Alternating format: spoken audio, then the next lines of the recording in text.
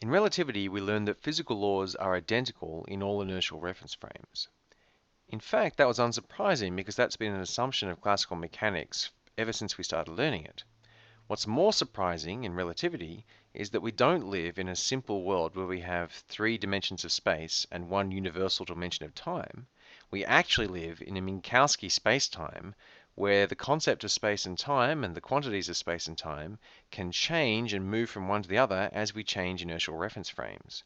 So particularly as we change between reference frames moving at different velocity with respect to each other, then we follow the Lorentz transforms rather than the Galilean transforms. And one way of encoding that information is that the inner product between 2 four vectors is not the Euclidean inner product, but in fact this inner product here, where we have a minus sign on each of our spatial components. And so we have a metric that converts vectors into covectors that isn't the identity, it actually has minus signs down the diagonals on the spatial components. So since space-time is not exactly what we thought it used to be, perhaps our physical laws, as we used to write them, aren't necessarily identical in all inertial reference frames, in which case we have to adjust them. Obviously they must be approximately correct in the limit of low velocities, where they've been well tested, but they may not necessarily be correct up at high velocities, where the velocities are approaching the speed of light. Now, one way of ensuring that our physical laws do transform in the correct way as we transform between inertial reference frames is to write them down using tensors. Now, tensors are geometric objects that encode physical quantities, and by definition, they transform in the correct way as we go between inertial reference frames. This is the way in which they transform, where these p's here are the partial derivatives between the various coordinate transforms that we might be using. And so far, the only objects that we've discussed in terms of physical laws have been pure vectors. So this is overkill notation for that. For a pure vector, you just have one index up and it transforms like a normal 4 vector. And we saw that energy and momentum could be combined into one 4 vector called energy momentum, and that the total energy momentum was conserved. This is the form momentum for a massive particle, but this final form is in fact true for massive or massless particles, where this is the relativistic momentum, and this term here is always the energy divided by the speed of light. So physically, we've only discussed scalars and 4 vectors. Scalars like proper time, and 4 vectors like space-time position, velocity, acceleration, and form momentum. But in order to examine electromagnetism, which after all is the only classical theory which is already Lorentz invariant, we have to use tensors that are of higher dimension. And so we're going to look a little bit more at tensors and tensor algebra.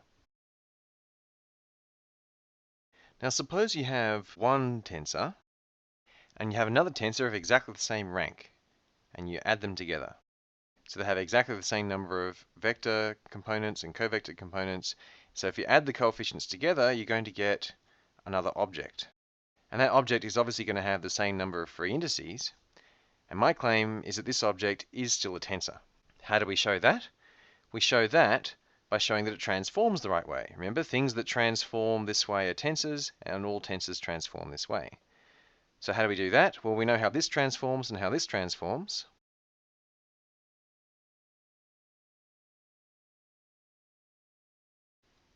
And now, since all of these things are just numbers, we can take out a factor of all these p's.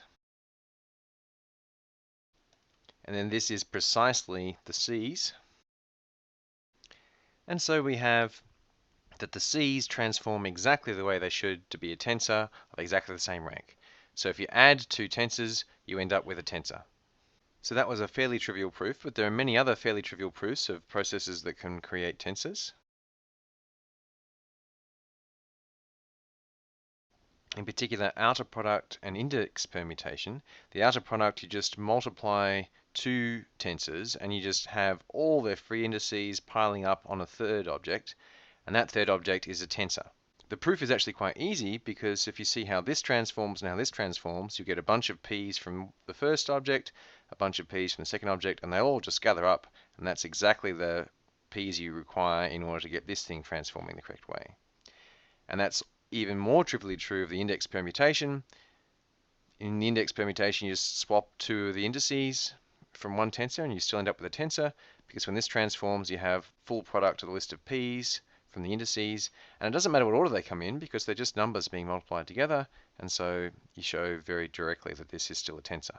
Two more processes that produce tensors are the inner product and contraction.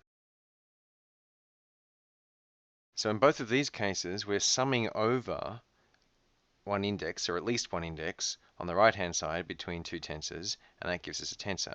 And here we're summing over two indices within a single tensor to give us a tensor. This inner product is exactly the inner product that you would get between, say, a covector and a vector. This is just a generalization of that idea. So the proof that this is a tensor is just a little bit more involved, but not too bad.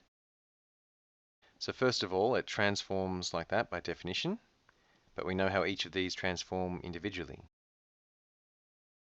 This is the point at which we're about to make a mistake normally, because if I just use lambda again, then what I'm going to have is I'm going to have a lambda here and a lambda here, and then another lambda. So instead of having two things I'm summing over, I'll actually have four, and that's an indication that I've made a mistake. And so if you do that, you should go back and realize, oh, when I'm doing this kind of expansion here, all of these indices are dummy indices. So I can call them whatever I want. So this second one I'm going to call lambda 2. And because these are just numbers, we can multiply them in any order we like, so we can rearrange. And we already have an identity for the terms in here, because this is just taking the total derivative between the coordinates in the undashed frame and the other coordinates in the undashed frame. And so it's just the delta function. Now, because we've got a delta function, we can actually execute the lambda 2 sum, and it will turn all the lambda 2's into lambdas. And now this is precisely the definition of C in the undashed coordinates.